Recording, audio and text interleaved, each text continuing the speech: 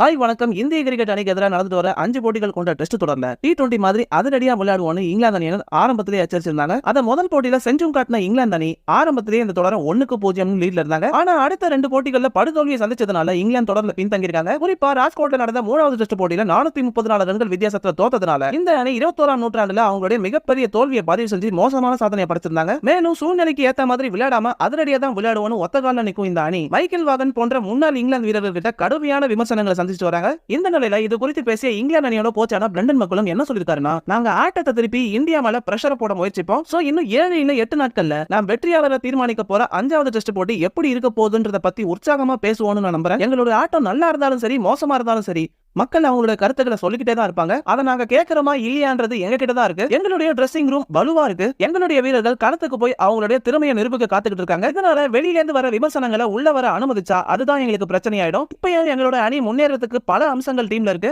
ஆனா கடந்த 18 மாசங்கள் முன்னாடி இருந்ததை விட இப்ப நாங்க சிறந்த அணியா இருக்கோம். அதனால எங்களுடைய அணுகுமுறையை நாங்க குறைக்கல. அடுத்த 2 போட்டிகளுக்கு நான் ஆர்வத்தோட இருக்கேன். ஒருவேளை நாங்க இதுல இருந்து கம்பேக் கொடுத்தா எங்களுடைய அணி எதை நோக்கி போகுதுன்றது எங்களுக்கு தெரியும். அதனால இந்தியாவை வின் பண்ணி எங்களால தொடர ஜெயிக்க முடியும்னு பிரண்டன் மெக்கலும் இந்தியாவுக்கு மறைமுகமா எச்சரிக்கை விடுத்திருந்தாரு.